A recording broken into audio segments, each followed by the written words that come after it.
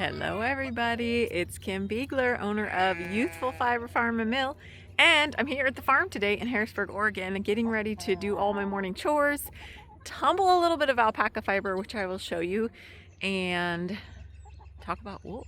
So if you are new, I talk a lot about wool, owning a wool mill, having fiber animals, and knitting, hand spinning, all of those things. And if you're coming back, thank you. Let's get started, and I am going to head into the barn and get some fiber tumbling, and I'll let y'all see what that looks like.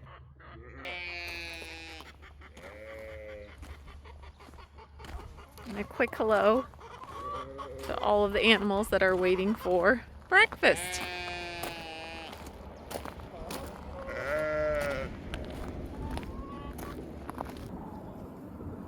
All right, the sheep are happy. They had their breakfast kibble, they're having their hay, and let me go over here because you can see big versus small.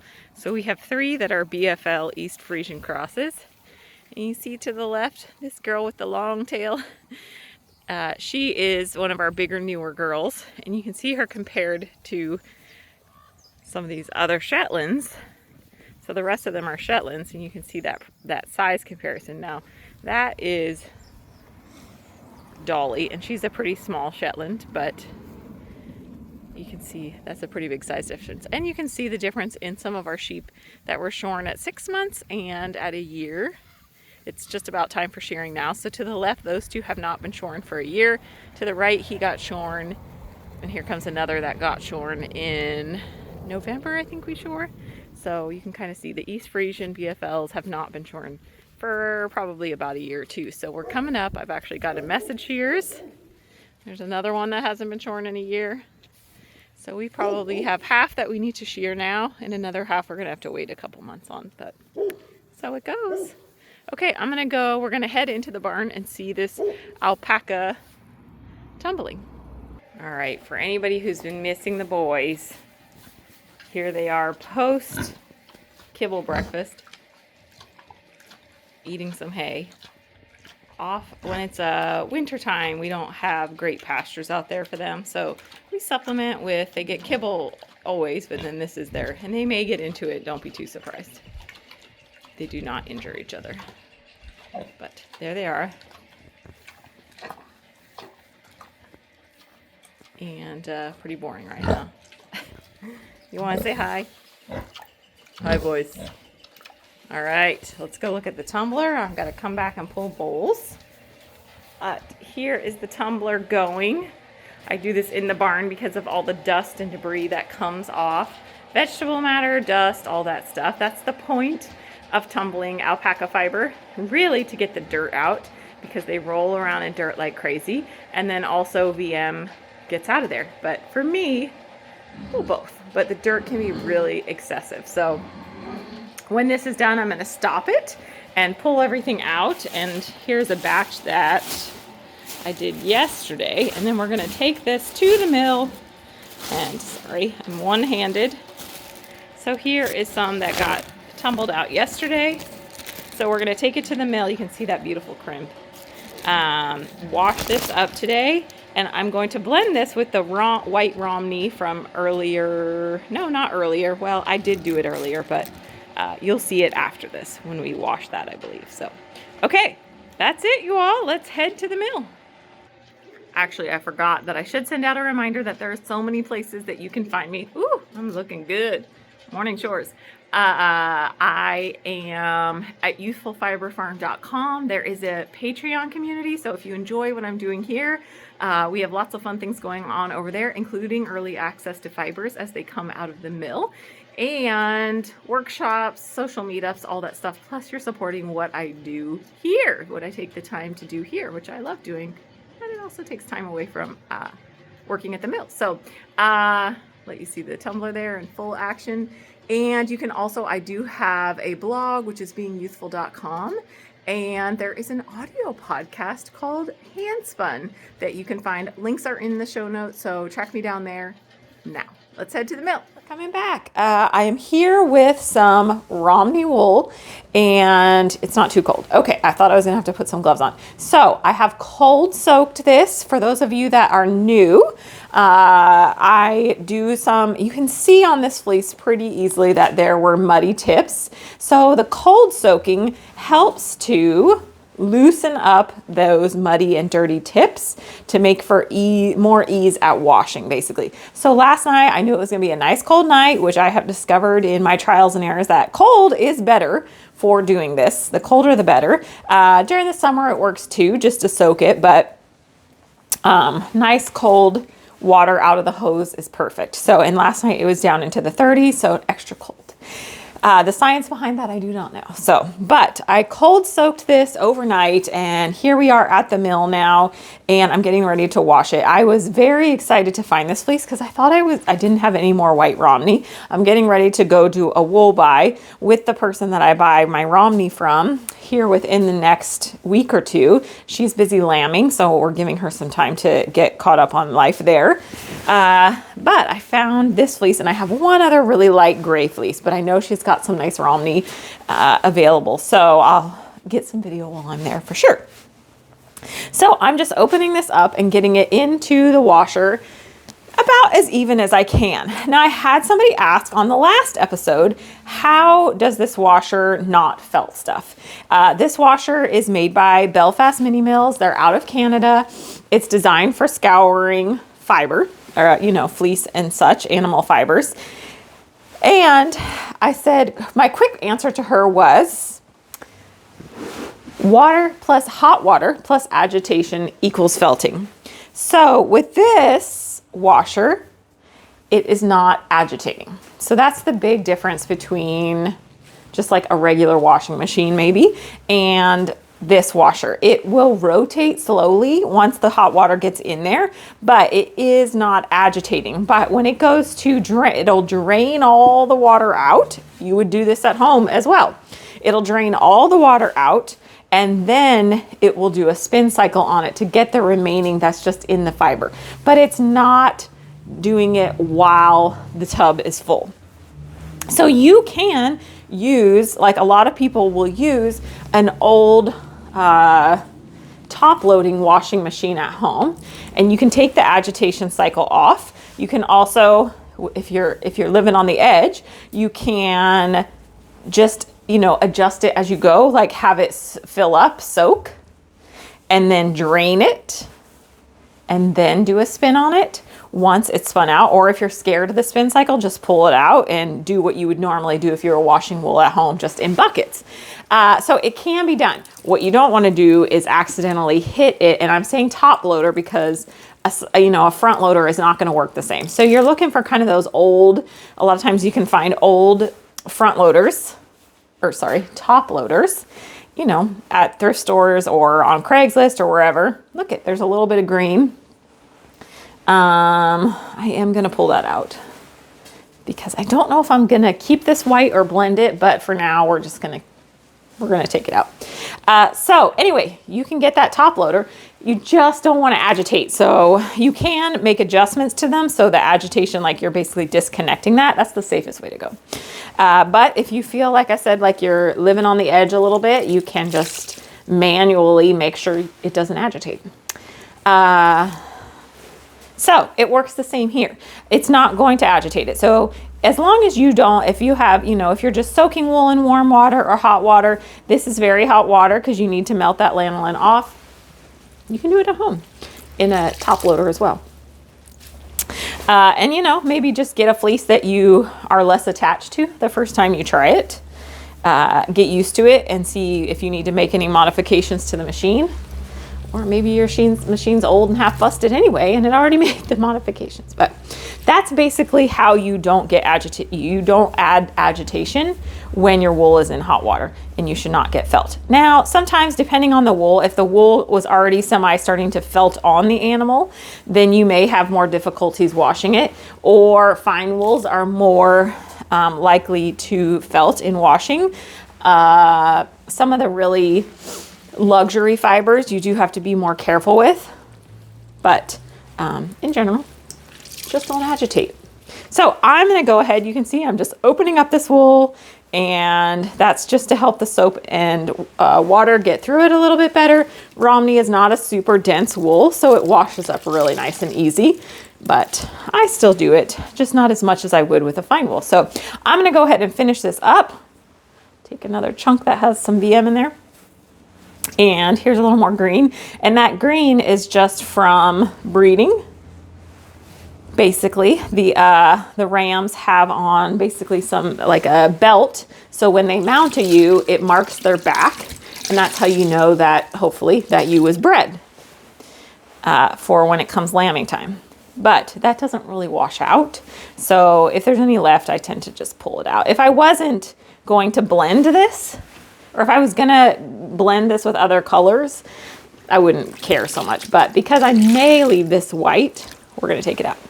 Okay, I'm gonna go ahead and start the washer up, and of course I will let you see what it looks like when we are done. And I'll show you how dirty just that soaked water is. We're not gonna pour it in there, but see how dirty that is just from soaking overnight. So that helped with some washing. Okay, onward.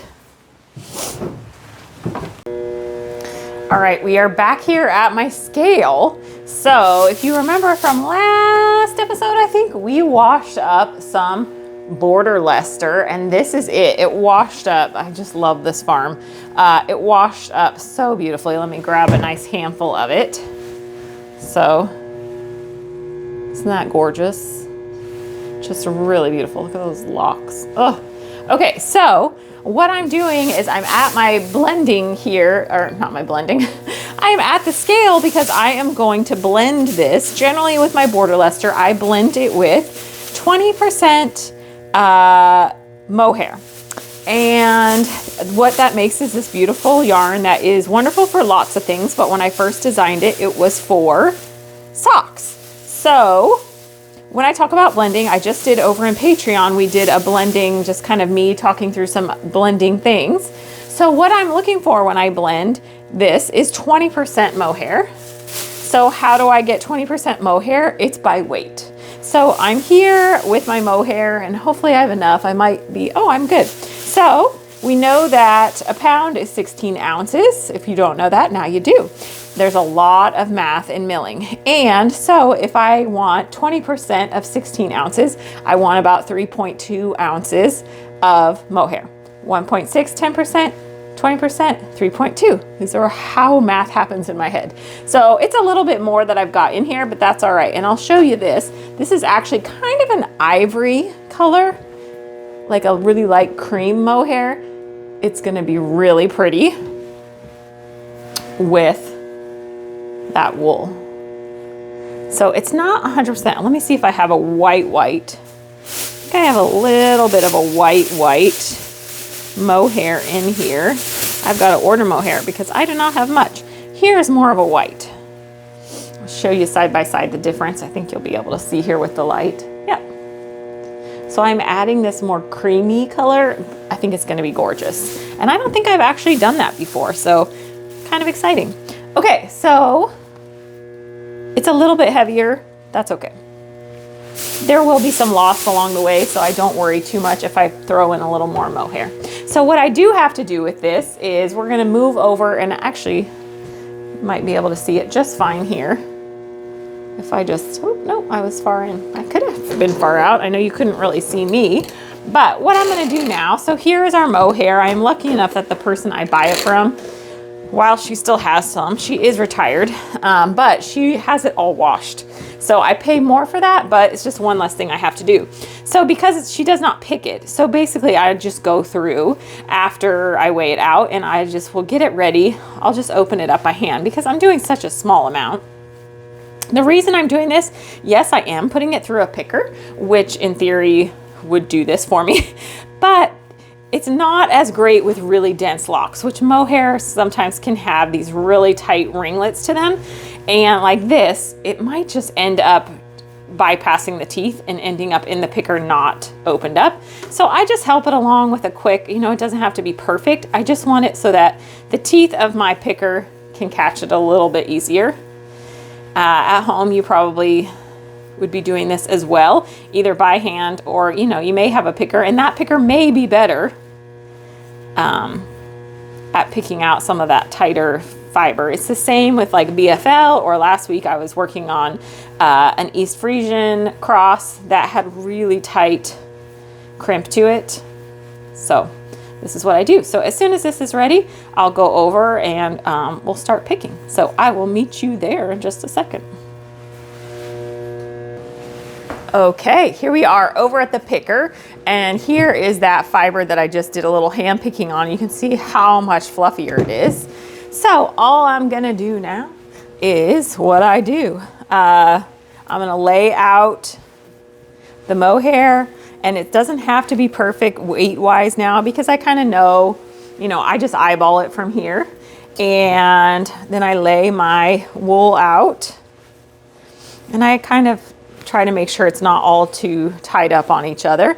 And I'll pick out VM as I go along that's left in here. But I know that these fibers are conducive to, machine on, are conducive to dropping VM along the way. So I'm not too incredibly worried about whatever. Lots of stuff will drop as it's picked out because the fibers are getting opened up. And so stuff will drop out. And then also through the carder, there is a spot underneath the drums where a lot of VM will drop out. So not too concerned about VM, but I will continue to pick at it as I'm going along. So we're just layering these up, and the goal is just to have the fiber not get caught up in the teeth of my picker along the way. And to also have it blended and opened up more for the carder. So I'm just gonna sit and do this for a little bit, and I will show you, I'll take you over while I continue working on this end. This is why I do lots of stretches at night. Between this and all the making that I do at home, there's a lot of repetitive motion. I'm sure you all find the same thing. So there's our two fibers that we're blending. And we'll come over to the end, and you can see how it's all just getting poofed out there. I'll let you in a little bit. And when I'm done, I'll open this up and let you see. This fiber is so glorious to spin. The mohair just that 20% of mohair really changes the border luster, and it makes it very slick to spin. And that makes it want to spin into a thinner yarn if you so desire. It makes it a little easier with that mohair in there. So, okay, I'm gonna stop recording, finish up, and I'll take you inside when we're done. Just thought I'd do a little video just kind of from above as my hands are working on this picking. See, I just am opening the fiber just a little bit.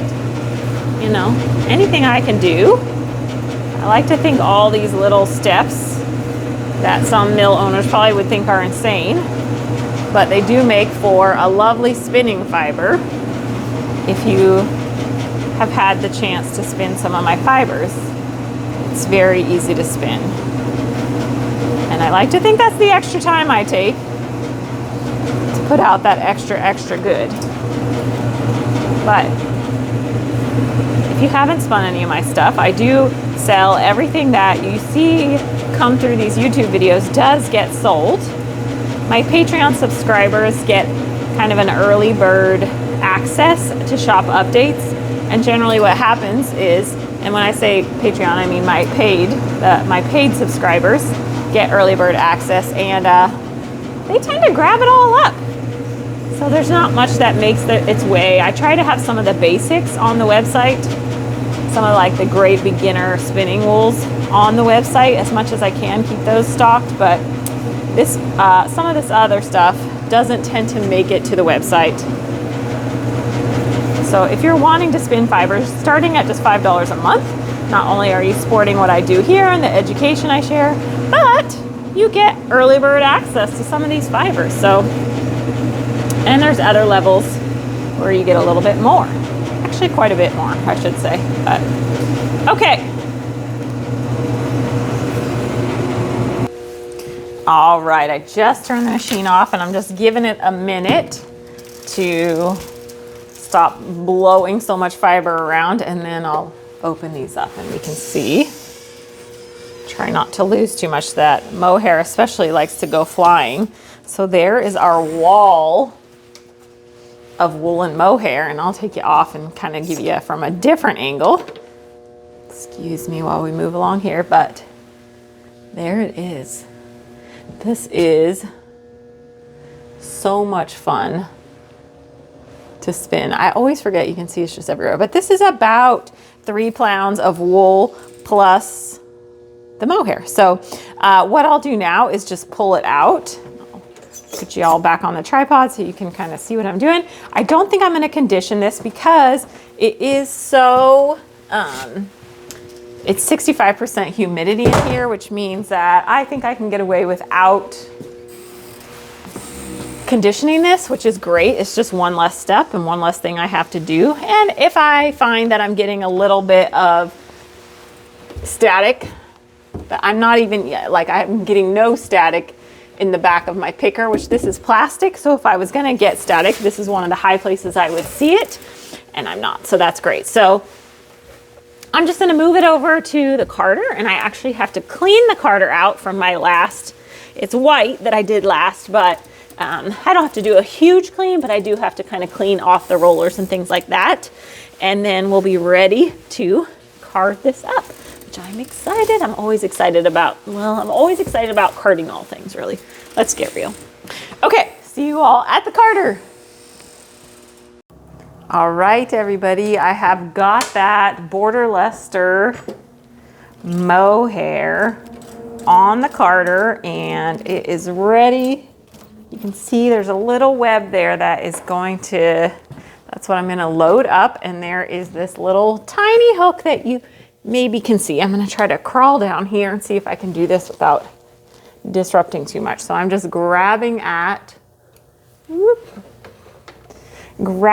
that fiber, and I'm gonna put it onto the hook here. And the idea is that it just stays on that hook, and then it's always a little harder when there is something slick in there. So you try to get kind of a good little grip on it. We'll see if it stays. And then we're gonna set the machine up and see if we can get some fiber out of here. Hopefully my grip is enough. We'll see. 50-50 on this one. Especially, you know, I try to catch fiber when it's first coming out of the machine. I can always pick it up off the ground, but it's nice to just grab it right away. And if it gets too heavy with this mohair, it gets really, we're gonna start this up. See if we got it. Yay, we did. The mohair will add extra weight, so if I let too much build up on the machine before I get it going into roving, it will be even harder. It'll just keep dropping because of the weight of, sorry, I'm trying to adjust you. So here it comes, looking good. I'm gonna grab a bin and get it going. I'll probably break it here and let it start over. So it gets a little bit thicker as it builds up. And let's go over to the other side. We can see it on the carder. It's very fluffy. So I'll be watching to see if we have an issue with static. I think it's gonna be okay. Sort of straight on the camera there. So I just am loading it up, weighing out how much I put per feet so that the roving is nice and even. You don't have to do this for hand spinning, but like I was talking about earlier, if I put a little extra time in, we get an extra nice roving to spin. So this is all just going to feed into the machine, and we'll get beautiful roving out the other side, and I'll definitely spin some of this for you all. Isn't that gorgeous? It just looks gorgeous just sitting there. Let's go over to the other side. Once it gets a little more built up.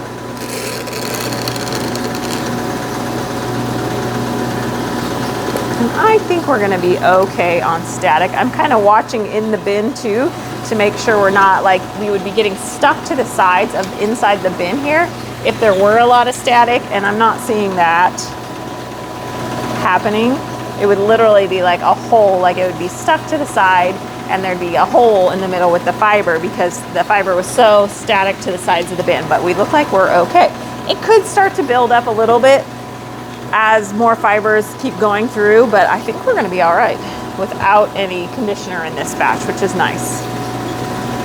Okay, onward we shall go. All right, everyone, we are back at the mill and I have got that beautiful alpaca. I'm gonna actually weigh it now and just see. I didn't quite do all of it, but I don't need all of it. So we're just brought what I did have tumbled, which is actually just over 2 pounds. So I'm gonna go ahead and I did make an effort to open this up because what happens when it goes through the tumbler is it gets tumbled. So it can get a little bit snagged up on itself, just, you know, jostled up and kind of twisted up. So I did make an effort to take a few extra minutes while I was in the barn and get this opened up. So now I just will make sure it's unraveled. Open it up a bit. It'll take a little bit of extra time. I won't make y'all sit and watch all of this, but this is really a lovely color. And we'll go over to the dryer in a minute and I'll show you the fiber. Actually, well, you've seen it, but I don't think you've seen it clean because we're kind of going in order of how the mill works. So while we were at the barn, at the beginning of the video doing this, it is not where I started off in the world. So we'll go see what's on the drying rack. And for those of you that are new, or if you missed it, the hardest part of washing alpaca is getting the dirt out. Alpaca do not have lanolin. Sheep have lanolin, alpaca no lanolin. So the hardest part of it is getting that dirt out because alpacas do roll around in dirt quite a bit. We have literal like holes on our property that they have just over the years dug into, and they get in there. Oh, it's the bag. I was like, what is that weird sound? They just kind of keep digging at the hole with their feet and they roll in it. They especially love to if they get like hosed during the summer, then they will just like, it's the best thing ever to get hosed and then go roll in a big old dirt pile. So you can imagine what that means for their wool. So the hardest thing to get out is that dirt, and it's difficult. Like you could do several washes and still not get the dirt out.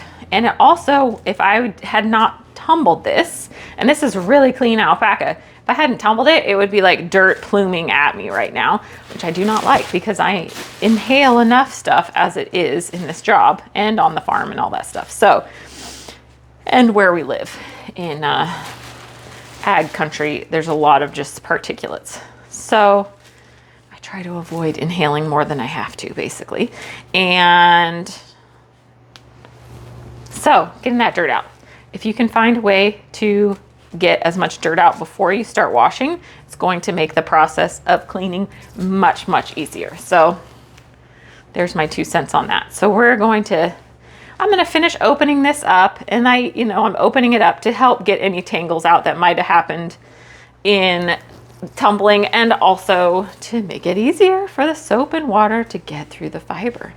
Okay, I'm gonna finish this up and then we'll head over and I'll let you see what this is gonna get blended with. And then I do have a little bit on the carder today. I've been hand picking that Cormo cross fleece, and it's on the carder. It's not all hand picked, but a good amount of it is. So I'll show you that on the carder. Okay, see you in a minute. Okay, we have got the washer going, and here we are at the drying rack. And what I've got on here is Romney, and this is the very last of the Romney I have, which is terrifying. So here is the washed white fleece from earlier, and let me grab the alpaca because this is what I will be blending this with. Let me find a nice lock here. Really nice as far as, I'm standing behind you, which is a little awkward, but as far as stapling, you can see like the source that I get Romney from, she shears year round because she has so many sheep. So she's shearing, you know, in theory about every 9 months or so. So the Romney doesn't get crazy long. Sometimes it does, but, and here's our alpaca, just so you could see that up close. Isn't that gorgeous? So that's what we're gonna blend there. And then down below here, we have kind of a gray Romney. I'm gonna take you off the tripod so you can see a little bit closer here. So this is a really light gray Romney, and it's hard to see if we get up close. The light's gonna try to block it. It's just a little bit darker. How about if I do that? Then the white is. It's gonna be really pretty carded up. So that's what we've got on the drying rack. We're gonna head over to the carder, and I guess I could, we're gonna head over to the carder over there, and we'll process out some of that Cormo that I have handpicked. I still have to finish handpicking, so it won't be all of it, but we'll see that going through the carder, and it's nice and humid today. So we have good conditions for milling a fine wool. Okay, I'll see you over there. All right, we are at the carder. I'm going to turn it on so you will hear the machine start up here. And I have the first batch of this Cormo cross. It was a Cormo, I think it was 75% Cormo, 25% Rommeldale CVM. Or Rommeldale really, because it's white, most likely that it was crossed with. So here we are, and I am running this very light. I hand-picked all of this, which it was not a small fleece, so I've just been working on it slowly so that I don't give myself extra issues with processing to my joints and all that, right? We all do enough leaning over and all that stuff. So I am running this really light on the feed. So between the blue lines, I weigh out how much I want it to be, and I'm running it light. So the reason that we weigh it out is so that you get a nice, fairly consistent roving on the other end. So if I was spinning yarn on a commercial spinner, that's really important. I also think it's important because hand spinners, it's easier to spin a fiber that is well prepped and consistent. So especially if you're doing long draw, I think it really helps. It helps no matter what. So here we are. I will just be continuing to open it up a little bit more beyond what I already did, just to make the job easier for the carder. And I think there's gonna be a smidge of, I've been picking out little teeny second cuts as I go along. I'm not gonna get them all, so there will be a little bit, but let's go see. Here's our machine rolling, and we'll go see the other side. Quick shot from the inside here. I'm gonna go ahead and shut this up, and then let's go see how we're looking. Here we go. Little bit of filling, not too bad. And when I spun it, it wasn't anything that bothered me in spinning. A lot of it kind of evened itself out during spinning, but there we go. And I might spin a little bit for you of this at the end. I don't know, we have a couple things we could spin. This, I think, is the last white that we're carding up, so we'll be moving on to slightly more exciting things after this. Not that white's not exciting. Okay, onward. All right, you all, we are doing something a little different. If you haven't been watching for incredibly long, this is a machine you probably haven't seen before. This is a draw frame. And what this does is, lately it's been housing, it's been acting as a shelf, but what it does is it continues to align the fibers in a parallel position, and it also does some drafting and blending if I wanted it to. And I have a little bit of stuff set up on here. So what I'm gonna do is play off of this, and I'm just curious to see. I did just spin a little bit of this, and I'm gonna spin some of it before I run it through the machine for you, and then after, just to see if there's any difference. This can sometimes help with, I wouldn't say it's so much, there's a little bit of pilling, there's also some second cuts. It's not gonna help with second cuts, but it may help with some, just kind of continuing to get some of that pilling done. Let's see if we're on. It has been a long time since I have run this machine, so let's just see what she does. Just want to see if it's going to make any difference in spinning this fiber. But when I was spinning it, the tiny little, a lot of the little pills were kind of spinning out or were not noticeable in the fiber. So you can see it now, it's starting to run through. I have not had great success with this, helping with this, but I'm willing to give it a shot and see if it just does any more. You can see it's going through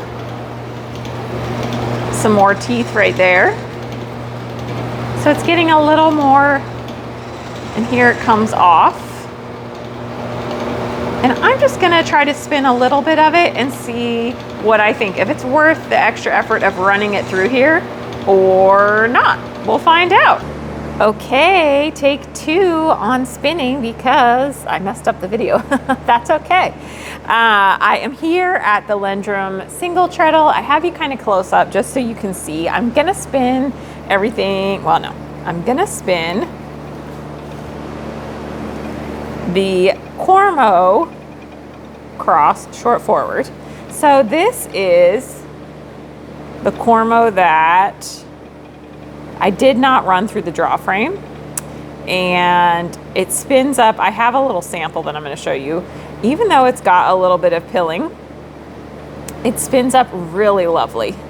And a lot of those little pills, if you were trying to do a really, really thin yarn, I think that the pills would get in your way.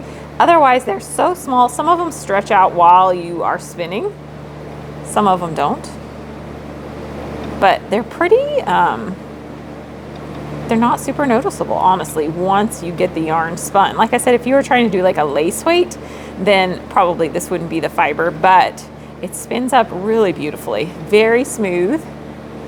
And those little pills aren't doing much to bother me. And I'll show you, like I said, I'll show you that yarn. I just did a little ply back sample on it, and it is really, really pretty. So there is that. Now let's take what was on the draw frame and see if it makes a difference.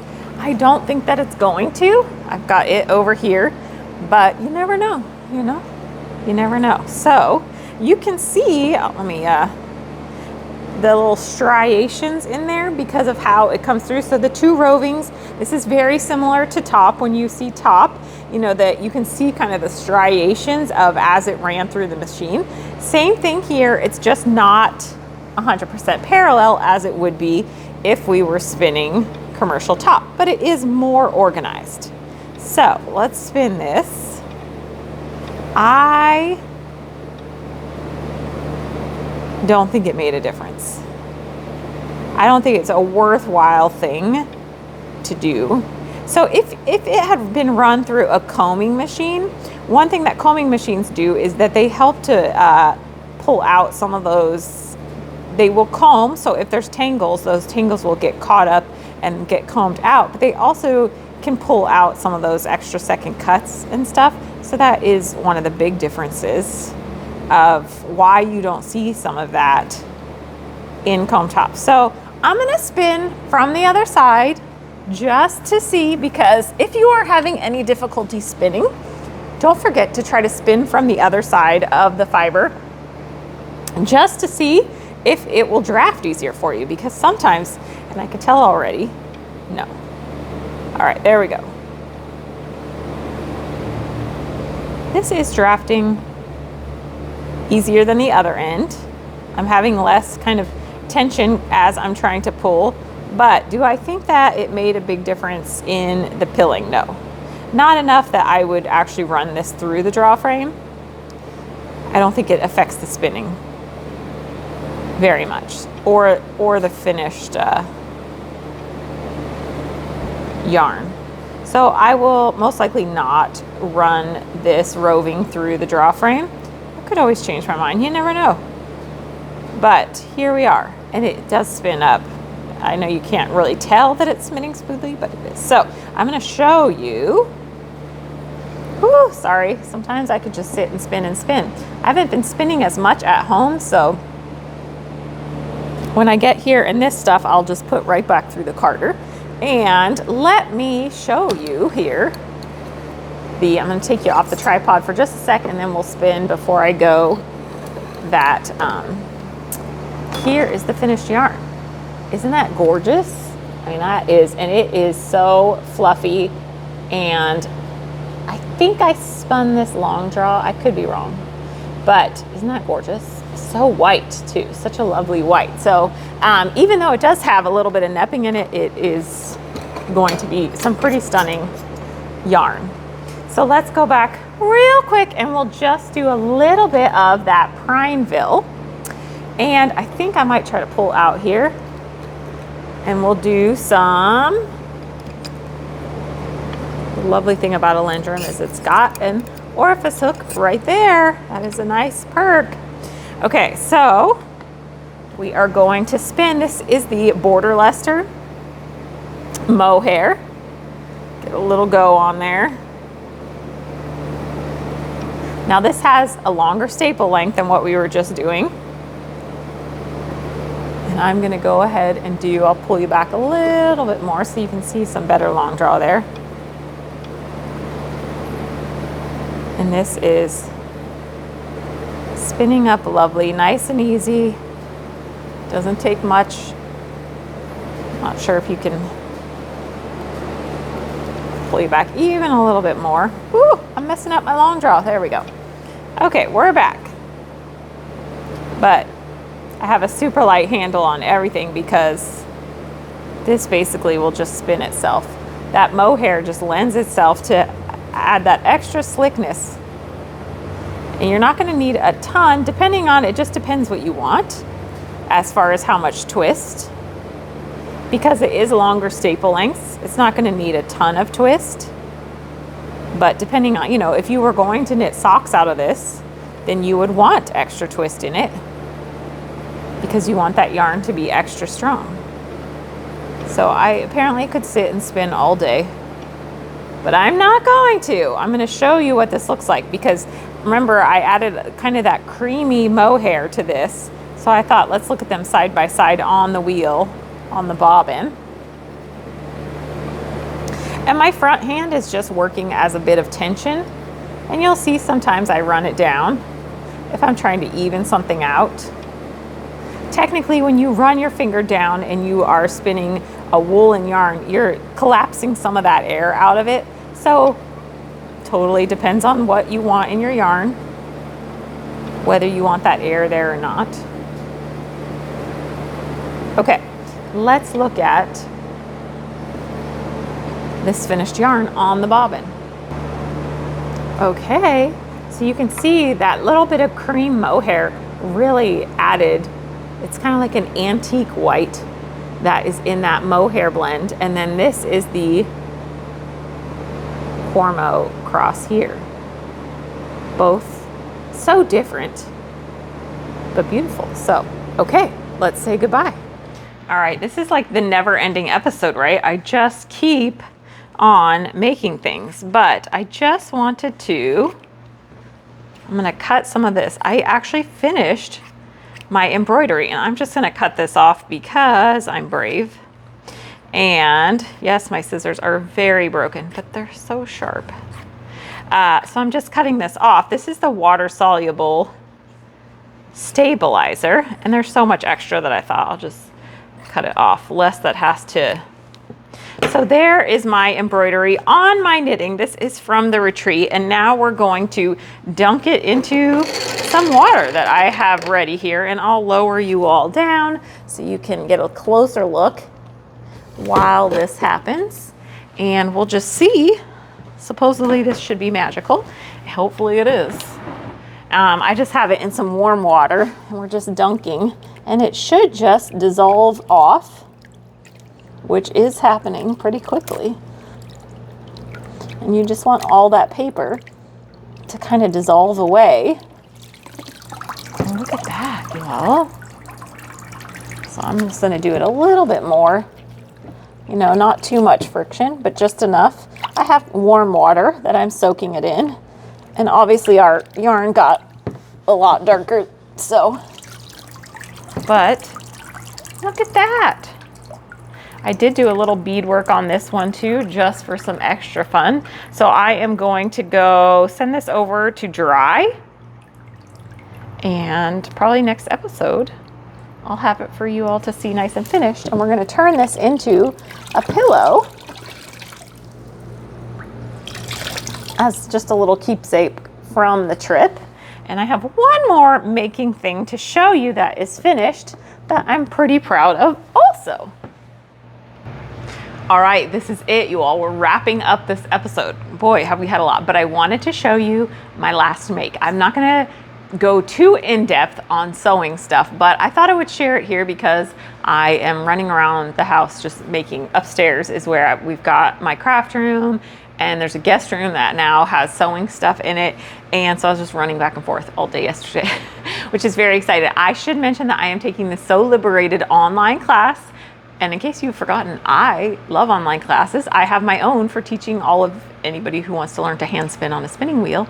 I have that class. You can head to the show notes and there is a link to get to how to purchase that if you have interest. So I am a hard believer in online courses, and the course is great. I am actually waiting on fabric that I just ordered out of Portland. We don't have a lot of fabric stores by us, so I ordered out of a Portland shop I used to go to.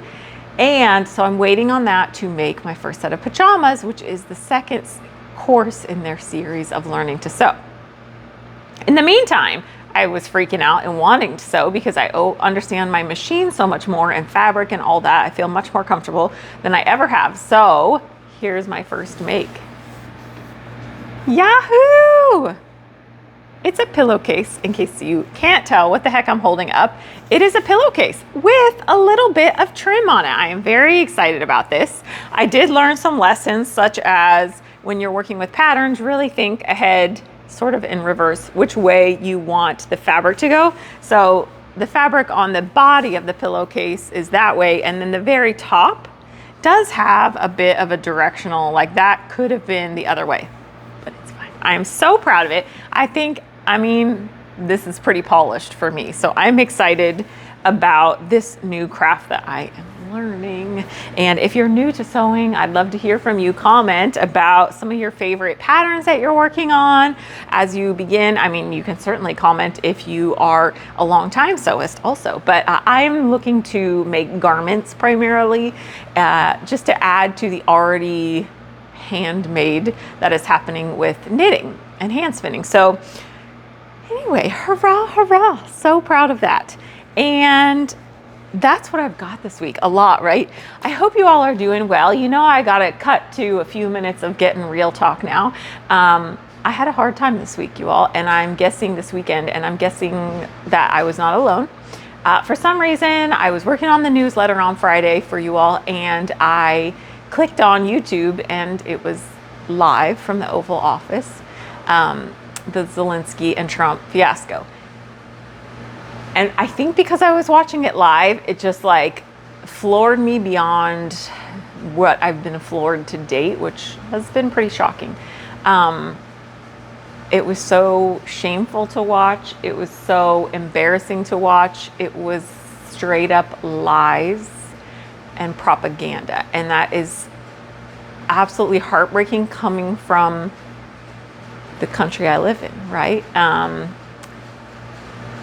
So just to say, I support Ukraine.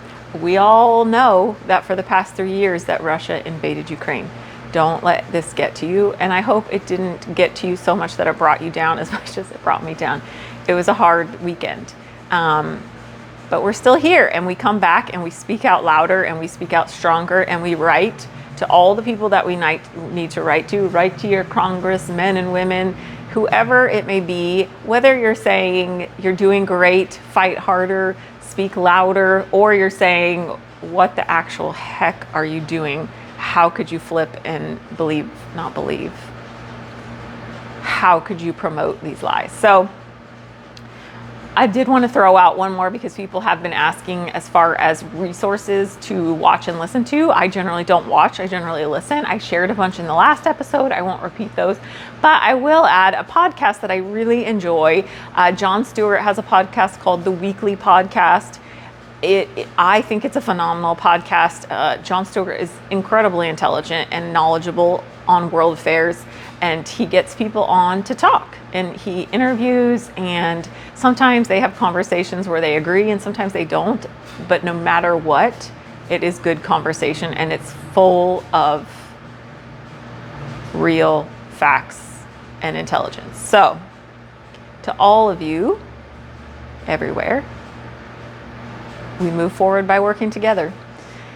Stay strong, everybody. Keep voicing, keep watching, keep listening. And thank you. There's my soapbox for this week. Take care, everybody. Until I see you next week, stay healthy. Make all the things.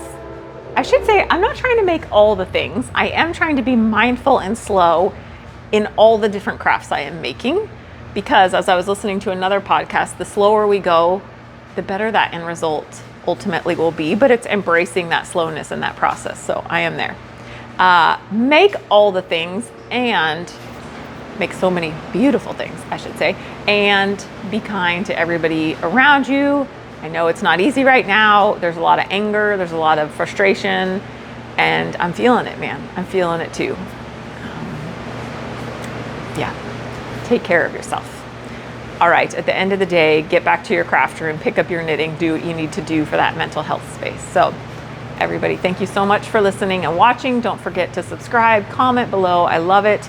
And head to the Ewethful Patreon community if you want to be in a nice making community that is very inclusive. It is very inspiring, and I have lots of wool knowledge to share. So I do a lot of it there. And of course, you can listen to Handspun. All the ways to reach me are in the show notes. Thank you. I'm out for this week.